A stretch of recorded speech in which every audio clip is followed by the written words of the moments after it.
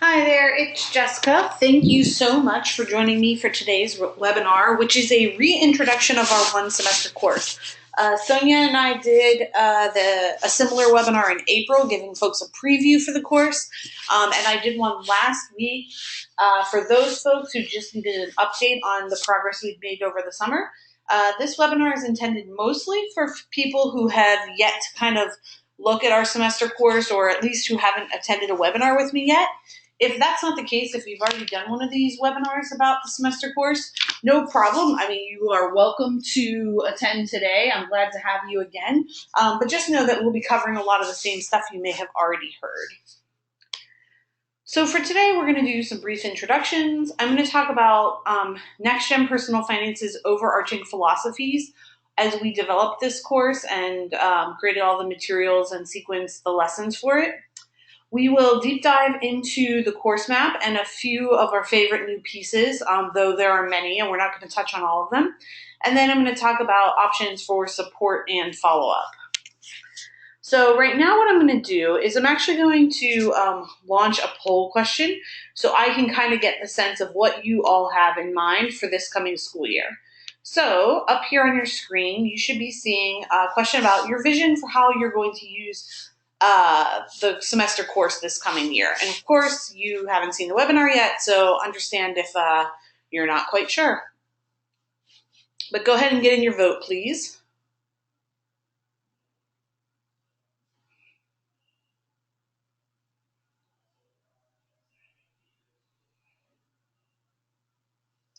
All right, last few seconds here. If you haven't voted already, please do so now.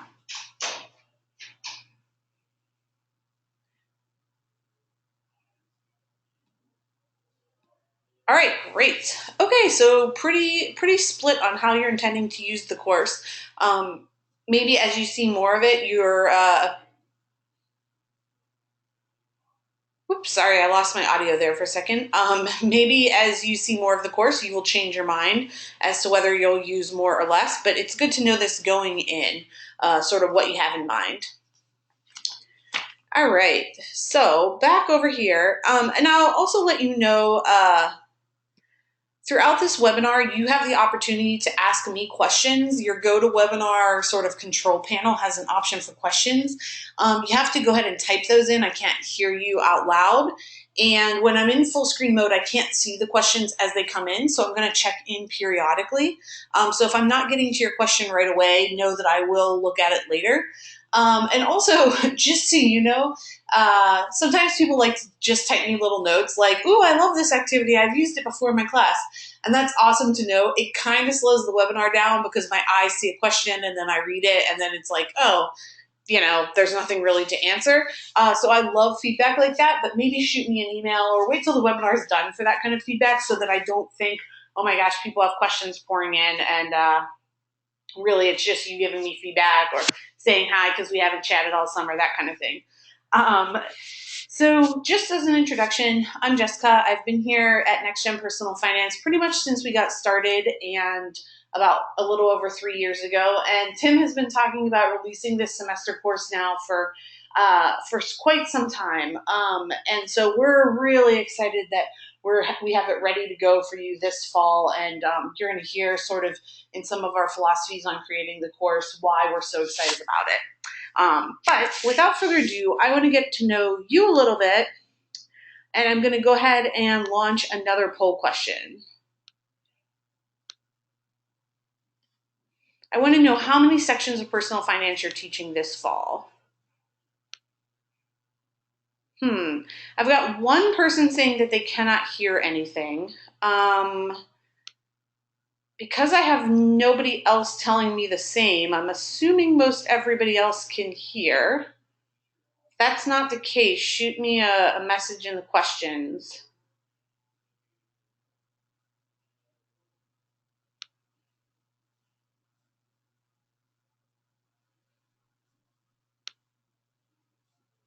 Okay, now I'm getting some people saying, yes, they definitely can hear me. Okay, so if you're not hearing me, let me type back a message here. And then for those of you with the poll question up, go ahead and answer that question for me real quick.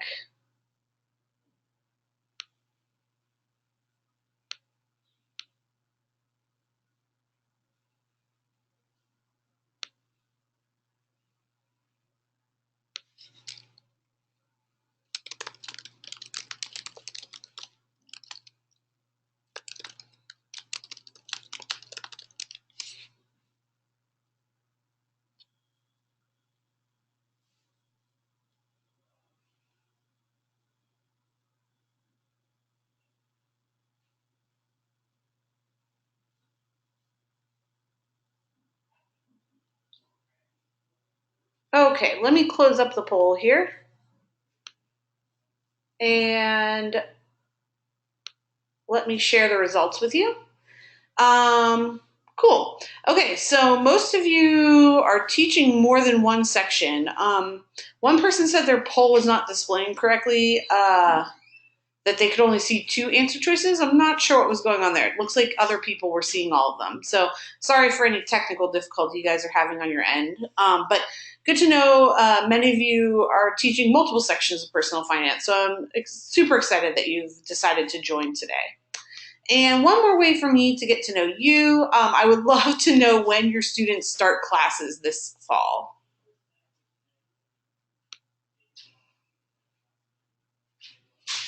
And then this is the last poll question for quite some time, so we'll get on with the webinar here.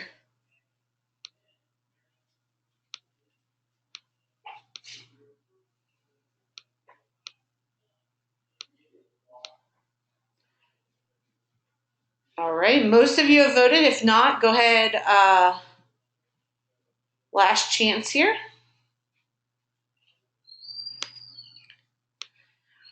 Okay, all right. Last week, somebody, 1 or 2 people were starting this week. So good to see those of you on today's webinar have at least a little bit of time left to spare of your vacation. Hopefully you're enjoying it thus far. Okay, now we're really gonna launch into the meat of the webinar. As I said, I will check in occasionally to see if I have questions coming in. Feel free to ask those at any time, but just know I might not get to them immediately. Okay, so I want to give you a big picture overview. Here is our course sequence. I'm going to open this up here. And when we were generating the semester course, we had to make a decision of how to sequence the units. And we kind of did some internal debate back and forth, checked with some teachers, and we ultimately decided to go with it kind of chronologically in life stages, assuming that you have high school students in your classes now. What was the best order to structure it in? So what we decided to do was kind of approach the career unit from, okay, you're in high school, you're getting a part-time job or your first job, that kind of thing, rather than approach it from you've graduated from college, you're starting your first full-time career, etc. And we know that that's kind of up for debate of which you would have preferred, but we decided to start with here and now and help kids learn how to get, kind of their first job.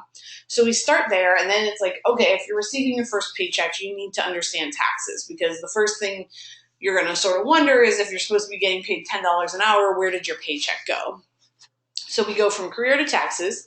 And then we talk about checking, because now you've got income, and what are you going to do with those checks that you're receiving from your job? And how do you use a checking account?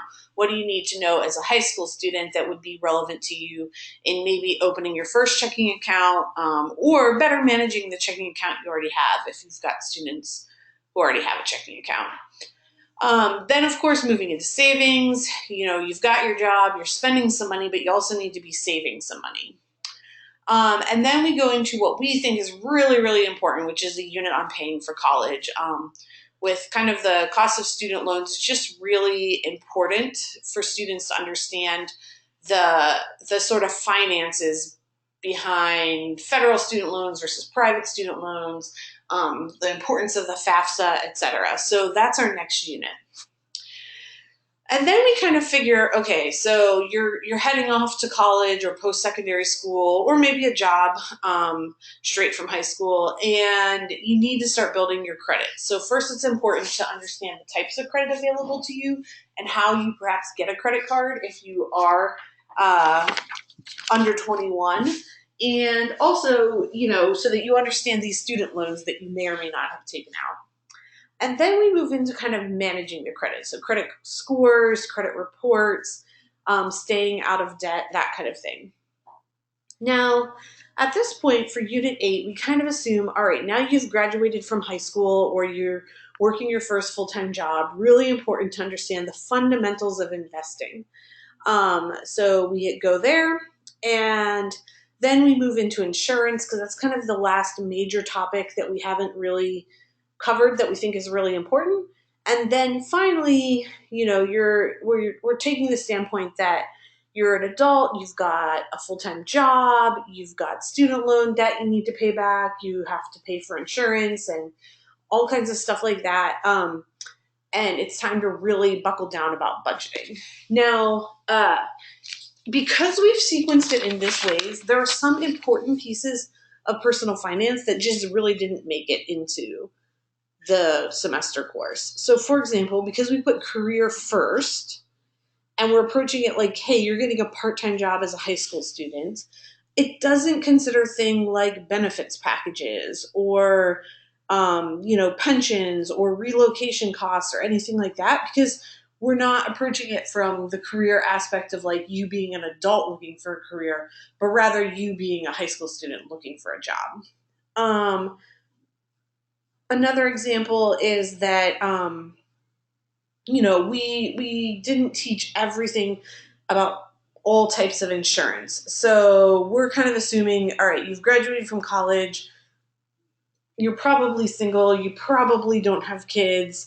So we focus on auto insurance, we focus on health insurance, but we don't go into a ton on like disability or homeowners insurance or life insurance or things like that, just because of the scope of the course and what we had time for. So that kind of explains to you how the course is laid out.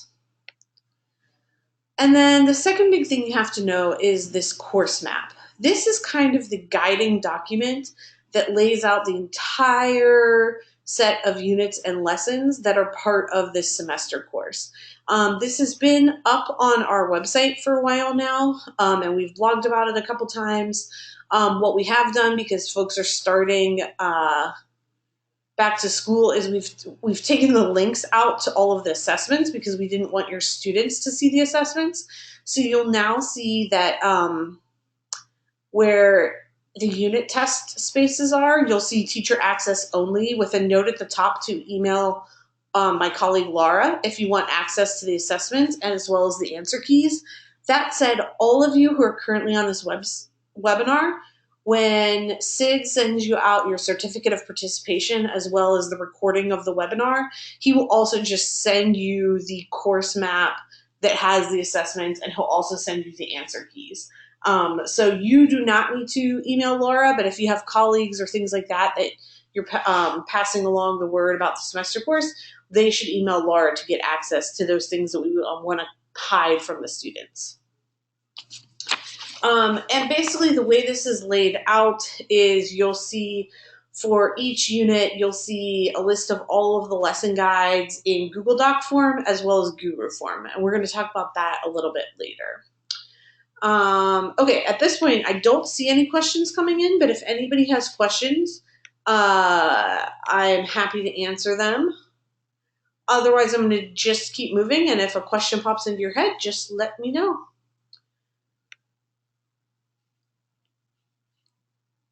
Okay, so the next thing is to talk about the structure of the lessons. The way we have put this together, is we've divided the course into 90 45-minute periods. Each of the classes opens with either a discussion prompt, a data crunch, or some sort of little mini activity, and essential questions that frame the whole lesson. Then there's 35 minutes of content during the lesson, and then it closes with an exit ticket, which we estimate will take you about 5 minutes, or your students 5 minutes to answer the exit ticket. Then, one other thing I want to say about the lessons, though. Hold on 1 second, I have a question. Are there materials other than the curriculum provide, such as a notebook, that you recommend students have in order to successfully complete this semester course? We don't provide anything other than what you will find in the course map and in the lessons. So we don't have any workbooks or any printed materials. There's no like CD of resources or anything like that. Everything you would need for the semester course, I'm going to show you a sample lesson guide later, you can find as links inside the semester course documents. And we're going to deep dive into that so you'll get sort of a better example of that. Okay, whoops, sorry. Let me get back to my screen here. Okay, another thing about the lessons, they are fast paced. So if your class periods are longer than 45 minutes, you will not need to add additional content. I mean, if your class periods is like 90 minutes or 100 minutes or something, yes, you may need to supplement them. But if you've got 50-minute periods or 52-minute periods, unless you have super fast working students, you're going to be fine. We erred on the side of overpacking the lessons a little bit so as to not leave you with like gaps of time that you couldn't fill in your classes. And because we've kind of overstuffed them a little bit, we've given you teacher tips on the lesson guides of how to cut down. So sometimes it's like, hey, get the kids started on this during class and then assign the rest for homework. Or sometimes it's like, okay, this activity has 3 different scenarios on it. Why don't you only have your students do the one scenario that's most applicable to them? That kind of thing. So we give you suggestions for how to cut it down if the content is running over typically in your class. But again, if you've got like 50-minute periods or something, you're going to be fine. Talk about the assessment structure. So we've created a diagnostic exam to give at the beginning and a final exam to give at the end, in which each of the multiple choice questions are aligned. So question 1 on the diagnostic and question 1 on the final test the same exact content knowledge. It's not the same exact question though, so that you can measure growth or performance, especially if that's something important to you, your students, your school, etc. And then each unit has a 25-question multiple choice test that also includes 5 short answer questions and 1 essay. And then in addition, we provide you with a summative assignment that is not in exam form. And so you can see for each of the 10 units what the options are. So basically, like, you get to decide. If you want to make this kind of more assessment-based, you would probably give the more traditional exams. If you want to make it more project-based or performance-based, you might want to choose the summative assignments. And of course, you can mix and match too. Like some units you might want to give the test, whereas for others you might want to give the summative assignment. Totally up to you. Talking now a little bit about our overarching philosophies as we created the course. There's a couple things. One, NextGen uses a lot of videos, articles, infographics, etc. in order to teach the content. You as the teacher can provide like direct instruction if you want to, or if you feel like you need to fill in the gaps because maybe you've read an article, the kids have read an article and they still have some confusion. So you can fill in the gaps, or if for whatever reason you prefer not to have the kids read the videos, you can just use direct instruction instead. But we at NextGen really don't like the whole sort of like chalk and talk and or PowerPoint sort of mode of teaching, so we tend to stay really far away from that. We really believe that kids learn best by doing, so our lessons have tons of different activities in them. We've got some core skills rather than be like, hey, here's a lesson on goal setting, or here's a lesson on decision making or comparison shopping. We embed those core skills throughout all 10 units and throughout a variety of lessons so that they're doing them in context. So it's not just like, hey, let's work on goal setting. It's like, all right, some goal setting in savings, some goal setting in investing, some goal setting in paying for college. And so that they're using them sort of in real world ways. And for each unit, we also included extra resources that we think are great supplements if you've got a little extra time or if you want to swap something out and put something else in instead. Really quickly, let me check my questions here to see if anybody's got any. We look good to go, so I'm going to keep going then. For those of you who are familiar with our full curriculum, so like when you went to our website, the boxes that were like checking, savings, etc., that's our full curriculum. Here is how this semester course differs, and there's a lot of ways. First of all, in our full curriculum lessons, The lessons are all really inconsistently timed. So sometimes you might have a 90-minute lesson, sometimes a 112-minute lesson. So the lessons in the semester course, as I said, are always 45-minute long, every single one of them. And the units as a whole are shorter as a result of the shorter lessons too. For our full curriculum, we designed it assuming that kids might need to use it as an independent study or in a self-paced course. So there's not a lot of whole group or share outs or anything like that embedded in the full curriculum, whereas there are in the semester course, because we assume you as the teacher are teaching this semester course and will have all of your students in the classroom at the same time. And again, we talked about the chronology of how we set it up kind of in the life of a high schooler. And we also really try to focus on 21st century need to know information for young people.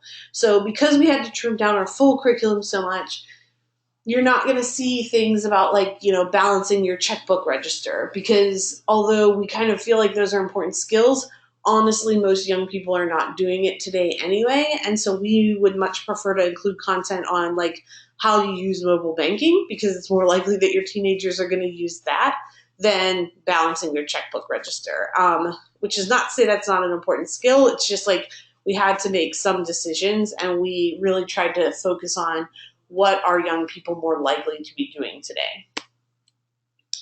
Also, some mild differences. We added essential questions after the discussion prompts at the beginning of each lesson to frame your lesson for the kids.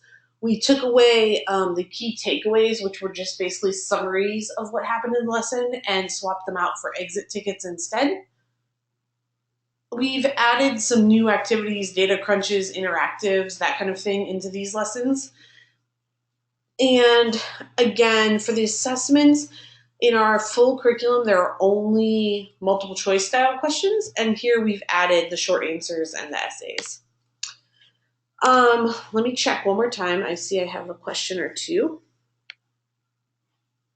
Do you have midterm or final ideas? Yes, so we have midterm and final exams that you can give, and we have a final project that you can give in addition to the exam or instead of the exam. And we also have the diagnostic for at the beginning of the year. Let's see.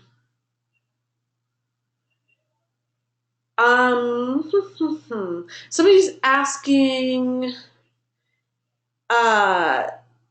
is this turnkey? Not exactly sure what that means. Or, I know what the phrase turnkey means, but I'm wondering what you specifically mean. Do you want to turnkey this for your colleagues, or are you asking? I'm not sure what you're asking. So if you ask that question, go ahead and just clarify for me, and I'll check back in with you. And yes, we have some spreadsheet activities that are embedded in the semester course that you'll find sort of throughout the lessons. I would not say the main focus of the semester course is on spreadsheets, but there are definitely some embedded. Okay, cool. Let me switch back here and kind of drill down a little bit for you. So I already showed you the chronological order sort of the units, and then I showed you the course map. Each of our units comes with a unit plan, which looks like this, and all it really is an overview of each of the lessons. This is the savings unit. Each lesson, a link to the lesson guide for that lesson, and what types of resources are in each one, and then also the learning objectives for each of the lessons. So you can see that the savings unit has 4 lessons inside of it. Then it has unit assessments here and a bank of extra resources. And when you look at the extra resources, all it's really going to be is a list of, here's some extra activities that you might want to give, some new articles, things that didn't make the cut into the lessons themselves, but we thought were really good. And then the other thing I wanted to show you was sort of the next step down is the lesson guide.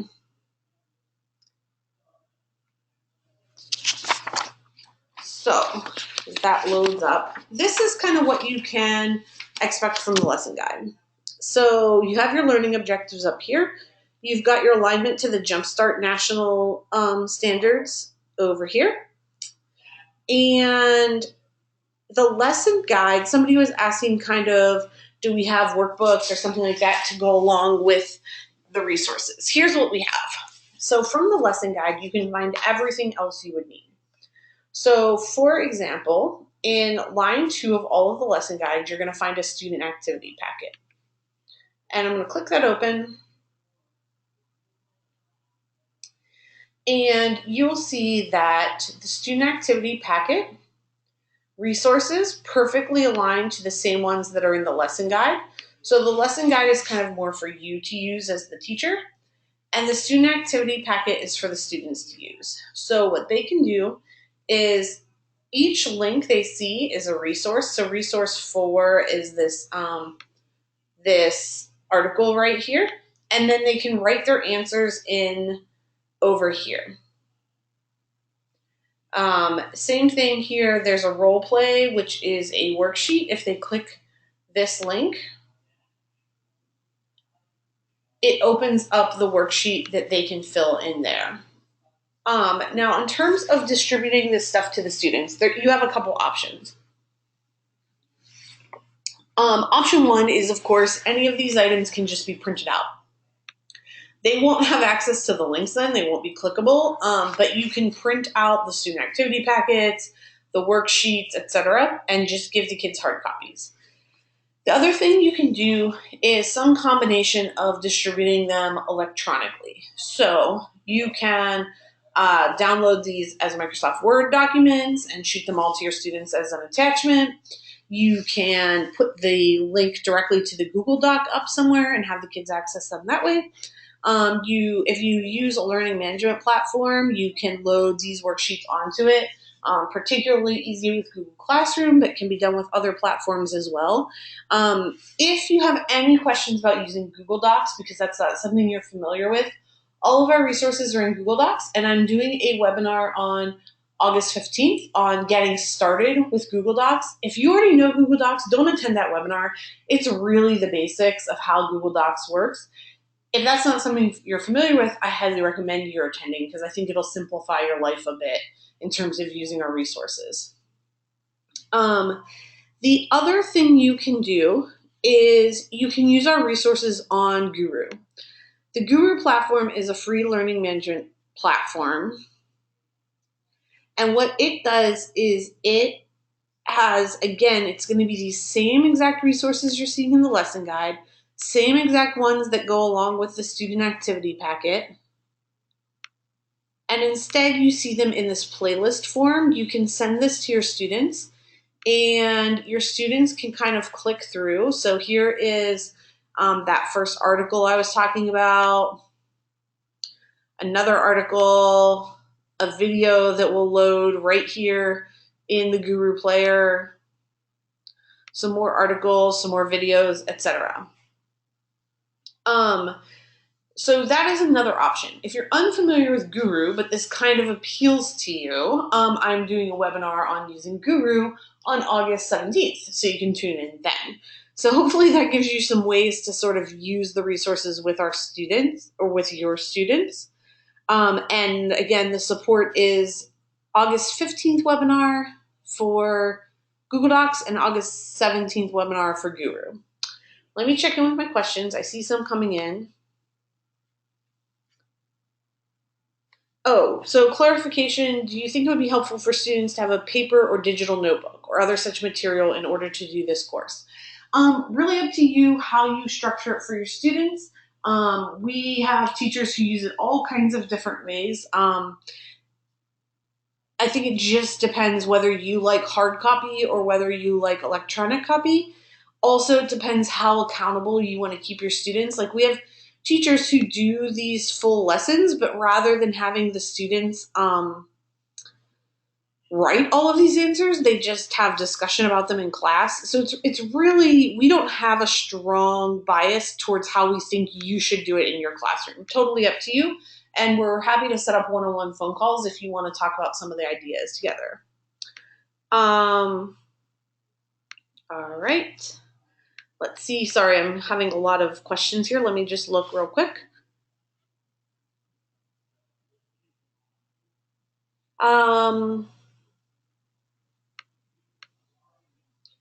Yes, the assessments are available electronically in Google Doc format.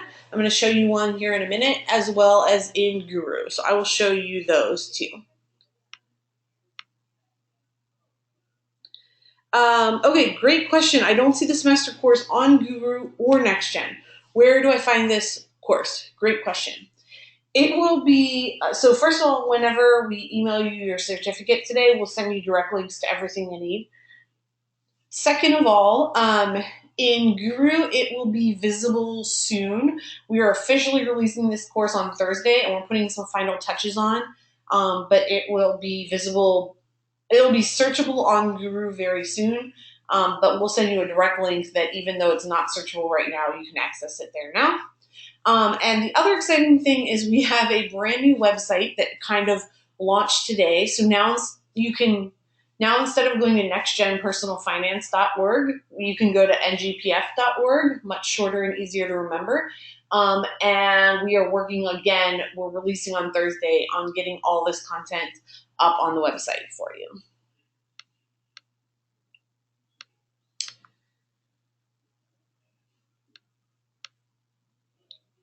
Okay, good question. If your school locks down YouTube, our resources would be exactly like any other YouTube. So whatever your typical workaround is for YouTube videos would work with our resources too. So whether you typically download them or you put them onto some other platform or whatever you normally do will work for our resources too.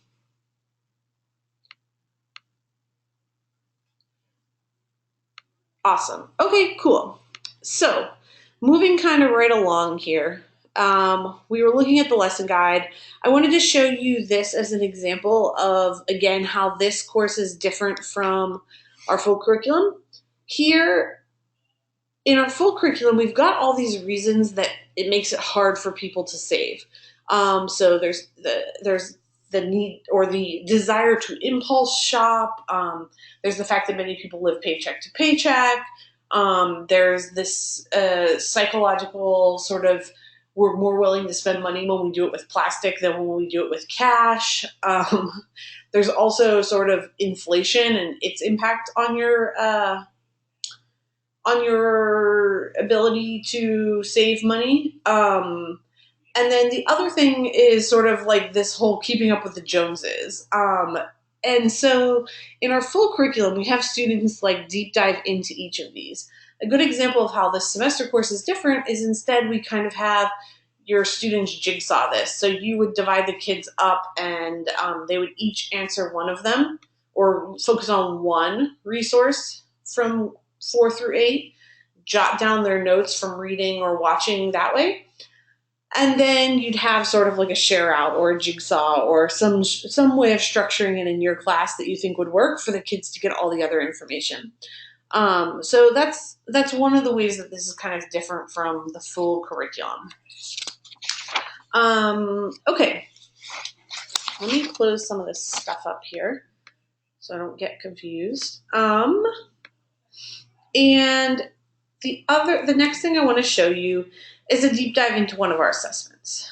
So, oops.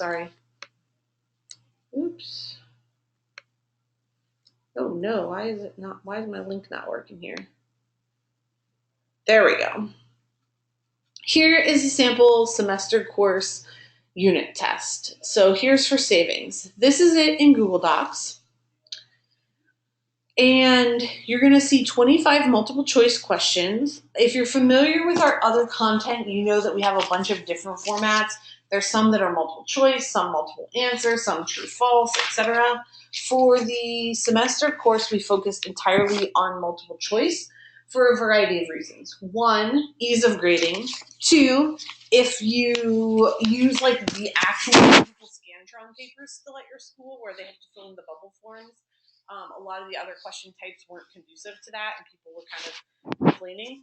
Similarly, if you like to load each of these questions into Google Forms and then use Google Forms as assessment questions, like little quizzes, you can do that because they're all multiple choice rather than a bunch of different question types. But you will see 25 multiple choice. All of these are guaranteed to be things the kids have learned in the unit. So as long as you teach the full unit, the kids should be able to answer all of these questions. And then after the 25, again, this does not appear in our normal curriculum, but we've put it in the semester course, 5 short answer questions, all on one page, and 1 essay question. Now, we purposely, like I said, we have the challenge of designing content for students and teachers all across the country, and we don't know your particular students. So, a couple things. With the short answer, we don't say how long the answers have to be, or what quality they need to be, or whether bullet points are okay. Same thing for the essay. We just call it an essay question, but we don't tell them how many sentences, or to focus on grammar, punctuation, and proper introductions and conclusions. Those are the kind of things, like if those are a focus for you, your students, your school, your class, then you put those in. We don't tell them like what this has to look like in order to get a good grade. We're just worried sort of about the content. We've given you a good question to ask the students to assess their knowledge, and you decide how polished this essay needs to be. I will also say the unit tests are the last thing we're doing, but we have a Spanish translator who has translated all of the projects and activities that appear in our semester course, and she's currently working on translating all of the unit tests as well. So unfortunately, Spanish is the only language we have, but if you have English language learners in your classes that need Spanish resources, the semester course will be entirely ready to go with Spanish resources. Questions, here we go. Yes. So Google Docs are editable if you make your own copy. So again, if that's gibberish to you, you should try to tune into my August 15th webinar where I will tell you how to do that. If you are familiar with Google Docs, yes, you would just go right up here to File, you would make your own copy, and you can do whatever you want. If you want 20 questions instead of 25, go ahead and chop them out. If you want 5 essay questions instead of 1 essay question, chop it out, whatever you want, or add to it, whatever you want to do. So in terms of compatibility with different testing software, the multiple choice, I don't universally know, like I don't know all the different platforms. So I don't know if there's an easy way to get the multiple choice into whatever testing platform you're using, but you're welcome to put it into the testing platform. That's kind of the best answer I can give. Are there multiple versions of the test? My students are seated next to each other. No, there are only, we give you one version of each test. If you are savvy with Google Docs and want to switch the orders so that you have a form A, B, and C, and the questions are in different orders, you would be more than welcome to do that. Same thing if you prefer to keep the questions in the same order but change the answer choices around. Like, you can do whatever it takes for your class, but no, we don't have multiple versions of each test. Let me make sure I'm hitting all of these.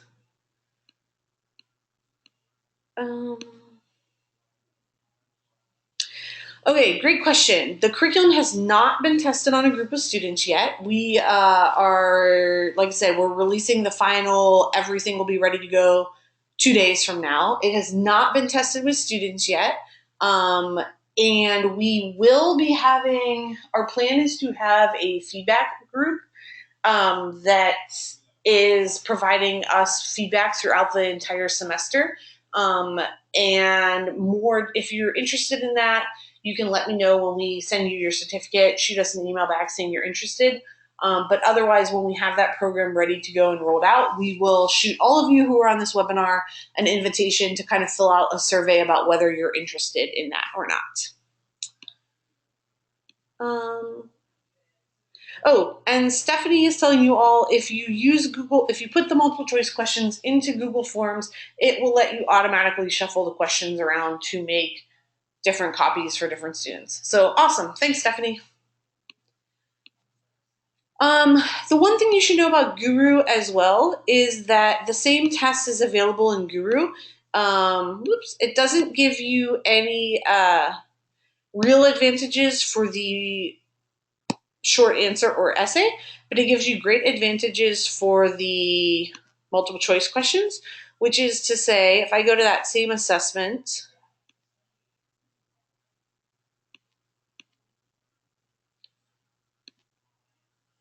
here is that same assessment I was just showing you, the 25 multiple choice. And Guru, as long as you get your students set up on Guru, which is free, and you set up an account on Guru, which is free, you can have all of your kids take the test on Guru, and it will auto grade it for you. Again, if you're interested in learning more about how Guru works, August 17th is my webinar there. Great. Okay. And then, of course, like I said, we have the summative assignments instead of the exams. So here's just an example. So for savings, we have two different options. One is a project called Use a PSA to Inspire Savings, and basically they've learned a whole bunch about savings and they work in groups, or again, if you want them to work independently and each create one, they pick a target audience and they create a public service announcement on savings. That's one option. Or another option here is a case study. Our case studies are really unique. It's usually a college level or business school level activity is to do a case study with your students, but we have them for high school students, and this is kind of more discussion based. So you would develop whatever grading you wanted to for this, but they have some details about the different people. They answer questions on the packet, and then the idea is that they also do sort of discussion, kind of digging deep into this savings case study. So you would kind of choose whether you want to give the test, the case study, or the project, and any of those would be suitable that cover the material that's in our savings unit. Awesome. Okay, so moving right along. At this point, what I want to show you is some of the new content that we're excited about, because the main point was we were restructuring our huge full curriculum into a semester-long course. But we, in the meantime, also created some new stuff for you to use too. So first, we're really excited. For those of you who have ever played the game Spent, which is about living paycheck to paycheck, and it's been in our interactive library for a while, we hired the same people that made that game to make us a paying for college game. Sorry, my clicker is not working very well. Called Payback. And here's a little sneak peek. What the kids do is they put in some minor details about themselves, their GPA, how many extracurriculars they're involved in, and where they live. And they apply, and they get the choice of an in-state public, an out-of-state public, a private, and a community college. Tells them how prestigious each one is, how much each one costs, and what aid they can expect to get from each one. And then they go on from there. And you can see just by enrolling at the school that I chose, I start out $22,000 in debt.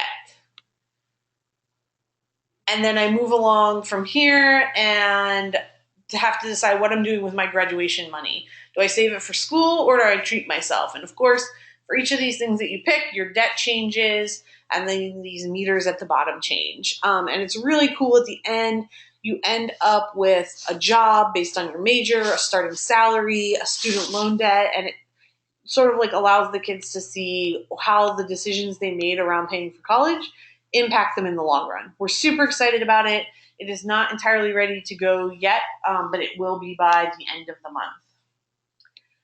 Also very excited that we found this Sally Mae calculator that takes you through all 4 years of paying for college at a specific school. So whereas that game I just showed you is sort of hypothetical, made-up schools that are based in reality, though, of real cost of attendance in each state.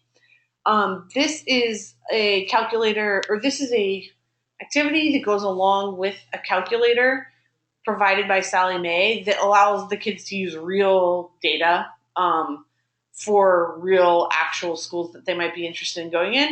And we're really excited. This is a really great summative assignment that we added as part of the semester course. We've also got some cool new stuff in investing. One is an interactive or a worksheet to go along with this interactive about robo-advising from Wealthfront. Another is a worksheet to go along with this awesome, amazing interactive from FinViz, which shows you the SP 500, all of the companies according to their market capitalization as well as their performance. You can change it. This is the one-day performance.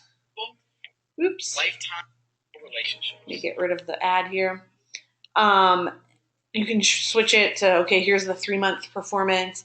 And there's lots of really good questions to go along with this interactive. And as you hover it over it, it gives you more detail on each of the shares, etc. So we're really excited about that one. And finally, the summative assignment. If you were on my and Tib's webinar about teaching investing in 2 hours, you've seen this before.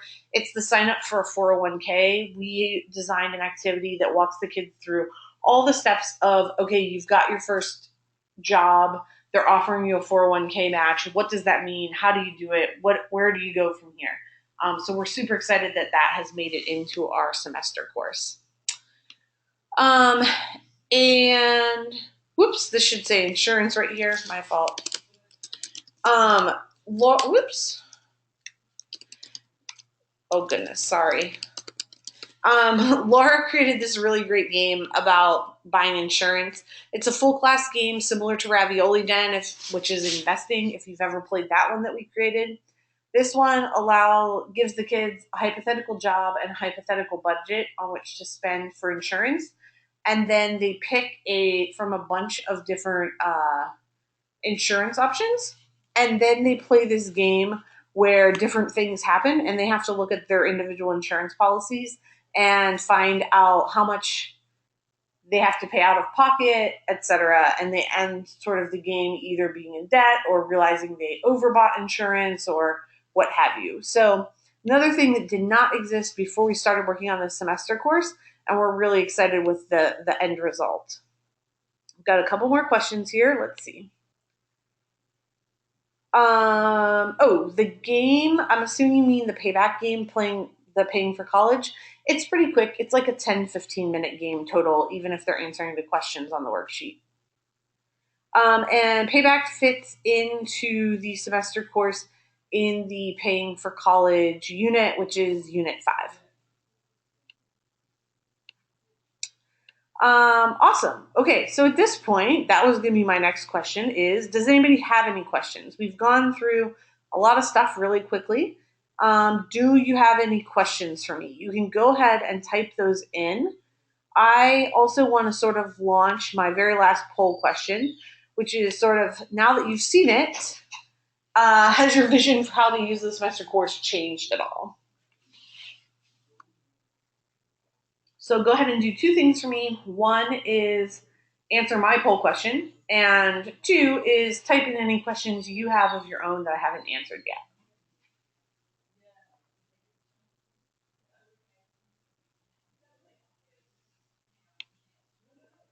I saw somebody just put their hand up. If you put your hand up, that's awesome, but I still don't know what your question is, so you got to type your question in too.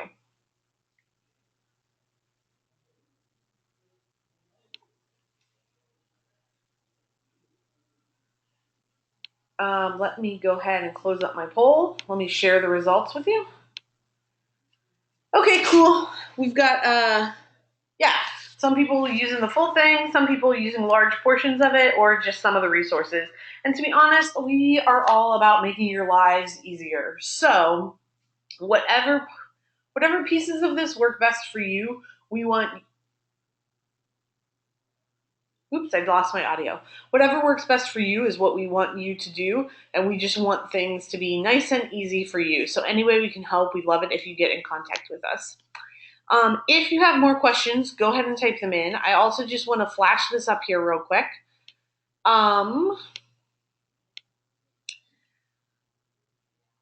So a couple things. I've mentioned Google Drive and Guru already. I also have a webinar on Thursday, which is about our supplemental resources. So if you're seeing the semester course and you're like, okay, I have tons of lessons that I already like to use with my kids. This is way more than I need. I don't need full lesson plans, etc. Thursday, especially if you're new to NextGen, I'm going to give you a broad overview of what we have to offer that supplements your lessons. So not focused on full curriculum, but rather like, hey, here's what our data crunches are and how you might use them in your class. Or, hey, have you ever checked out our interactive library or our video library?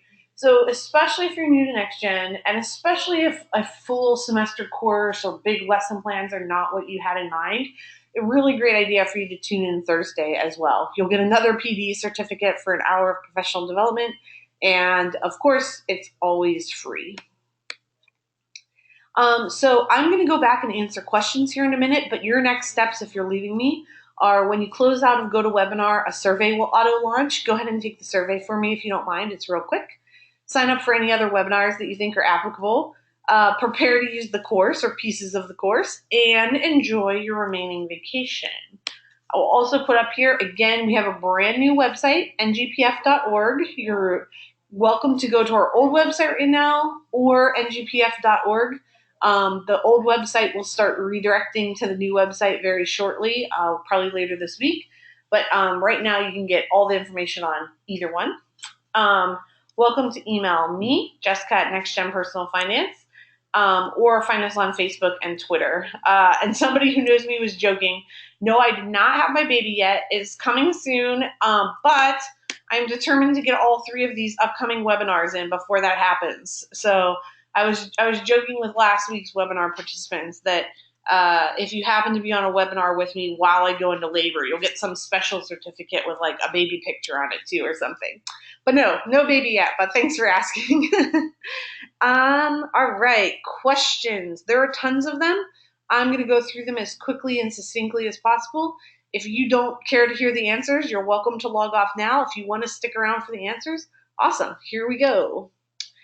Can you show us where this lives on the website? Right now, it is not yet on the website. Like I said, we're just switching over, and it didn't make it on there yet, but it'll be on there by Thursday. And when Sid emails you your PD certificate, probably later today, we'll have a direct link to everything. But by Thursday, it'll be up on the website.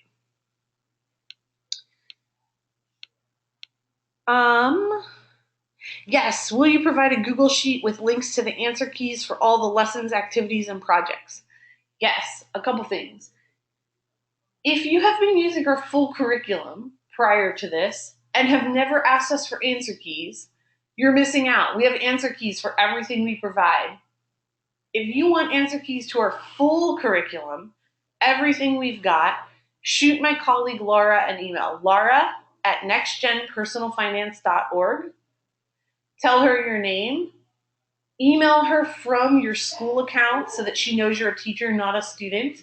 Tell her you were on my webinar and just tell her your school's name, city, and state so she can verify that you're really a teacher. We're really protective of our answer keys, so we don't ever send them to students. But you can email Laura if you need full curriculum answer keys or to all of our supplements. If you just want semester course answer keys, we are going to send those out to you with the PD certificate that you'll get either today or tomorrow from our intern, Sid. So if you just want semester course, no need to email separately. If you want everything we've got and you don't have that for some reason yet, you are missing out. Email Laura. Somebody who asked me about the exit questions. Yeah, they are nothing fancy, but I will show one to you real quick here. Let me go back up to my lesson guide. hold on a second here. The exit tickets right now, the way we have them structured are they're at the bottom of each lesson guide. They're also at the bottom of each student activity packet. If you didn't want the students to see them ahead of time, you could make your own copy of the activity packet and take out the exit tickets so that they didn't see them the whole time they were working. But right now they are just in slide form. There's, I think, always 3 questions, and they're always just based on only the day's lesson, basically. They tend to be like very short response, not multiple choice. We went back and forth and we asked some of our fellows from last year what they would prefer, and they liked short response rather than multiple choice. If you wanted to turn them into multiple choice, you could kind of do that on your own, but we went the route of short response. Let me see more questions. Let's see here. Sorry, oops. Next question. All right, just some positive feedback. Thank you. Yeah, so somebody was saying that they would love to use it as a full curriculum, but their high school requires them to get the curriculum approved well in advance of the semester. That's why we did the first release in April and had the course map and everything like that already mapped out in April. Although every single lesson wasn't available, we've had the course map ready to go since April because we knew that that was the case in some places. So hopefully there's time for you to get it approved for the second semester this year, or if not this year, next year. But yeah, we realized that different school districts work on different timelines. So sorry if we did not make your deadline. Is this Dave Ramsey? No, we have nothing to do with Dave Ramsey whatsoever. We are a nonprofit organization, Next Gen Personal Finance, completely independent of any other curriculum provider, publisher, celebrity spokesperson, anybody. No connection. Yes, you can certainly contact me if you have any questions. It's Jessica at nextgenpersonalfinance.org. Somebody's asking, with 83-minute classes, what do you think of doing 1.5 topics in a day? You could certainly do that. You're going to, perhaps run into weird splits. It's not always going to time out exactly the same way. If you legitimately have 90 83-minute classes, I would almost recommend subbing in some of our extra stuff that's from our website or our full curriculum to fill out that time. But again, myself or Laura would be happy to help you sort of customize it for what you're looking for. So shoot one of us an email if you need some help, or just kind of explore around and see what would work best for you.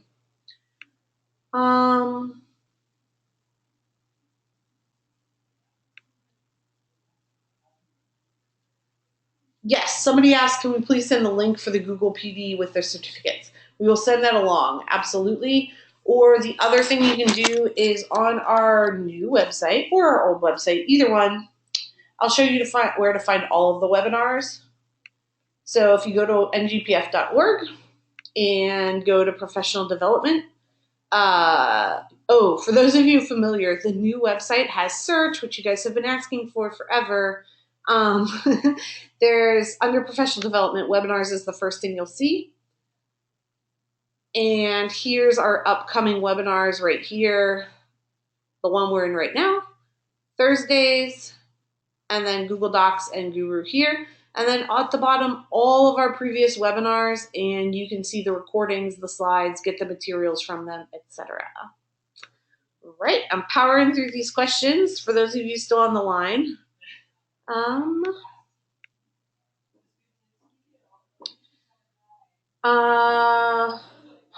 Somebody's asking if all of our units going forward will be offered in this 45-minute class format. It's a really great question. The only units that are missing, we have a unit called Financial Pitfalls, and it covers things like bankruptcy and predatory lending and family and money and a bunch of other stuff like that, and we did not put any of that into our semester course, unfortunately. We've also got some standalone lessons like entrepreneurship and philanthropy and things like that.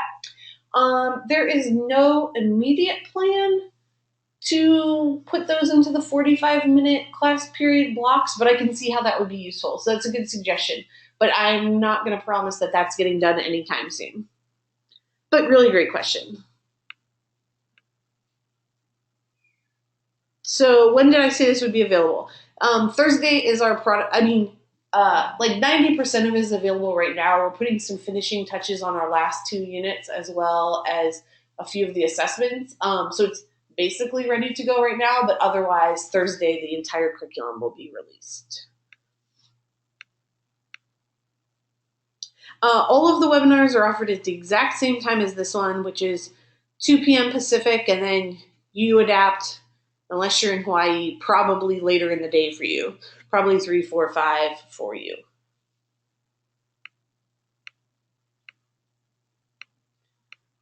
All right, I got lots of people telling me thank you, but I'm still skimming through to see questions. Oh, there's a final survey to answer, but you have to log off the webinar to get the final survey. So if you're still on, that's why you haven't seen the survey yet.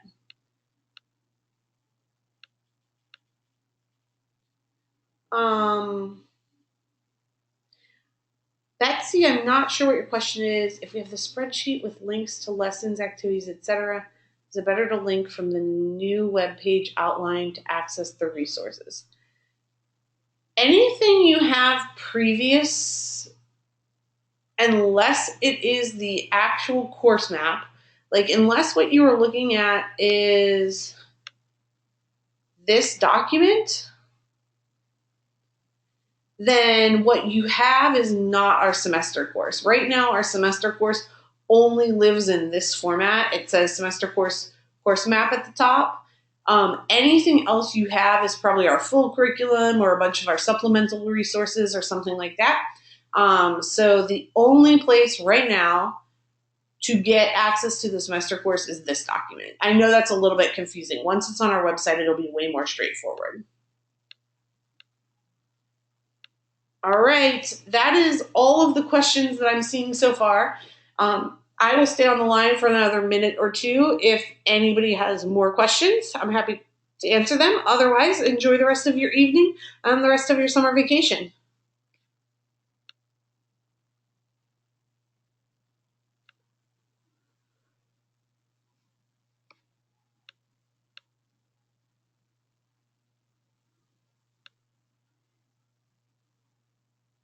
Thanks for all the congrats on the baby. She's doing 19 days. But thanks for everybody saying congrats on that. Margaret, you said maybe I missed your question. Can you tell me what that question was again?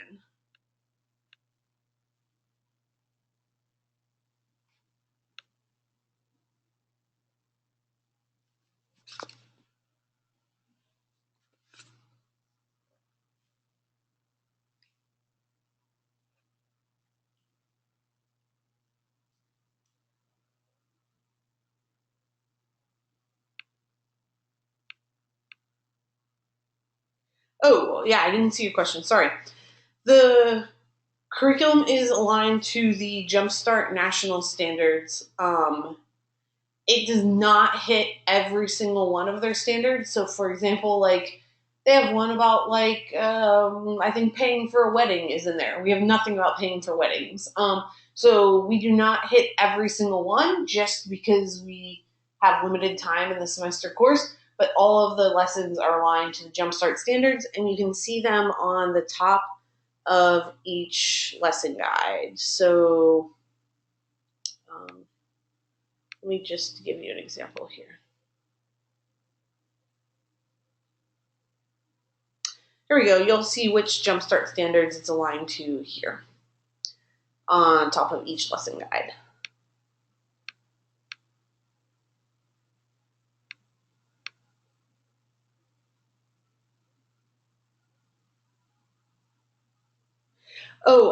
So regarding spreadsheets, the full curriculum has a lesson that is about Excel. We're probably going to change that over to Google Sheets. All of our resources are in Google products because it's way easier in terms of when kids are using like Google Sheets, they are all using the same exact live version of Google Sheets, whereas with Excel, they could be using Excel from a variety of years, and then the screens don't look the same and things don't work exactly the same.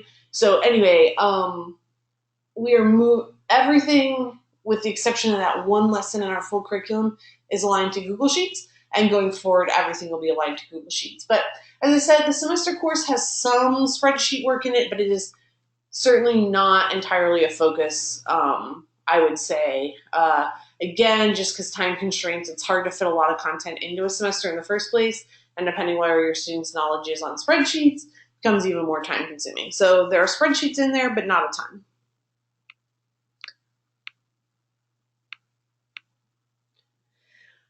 Yes, there will be. We've been recording this webinar, and it will be on. Oh, I already closed it up. Oh no, it will show up like down here, for example, in these recorded webinars. Like this is the one from April. You can watch YouTube. You can see the slides. You can see the scope and sequence or the course map. All of our webinars are sort of arranged like that. So tomorrow or so, this webinar that you can still currently register for will move down to previous webinars, and the link will be provided to the video. All right, there's still 15 of you on the line. You're welcome to keep asking me questions. Otherwise, you're also welcome to go. I don't have any more pending questions right now, but I'm happy to field more.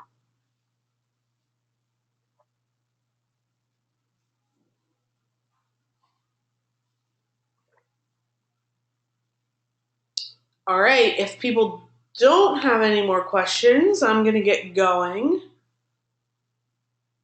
You're welcome to email me at any time, jessica@nextgenpersonalfinance.org. And thanks for spending the afternoon with me. I hope you have a great rest of your evening and rest of your vacation.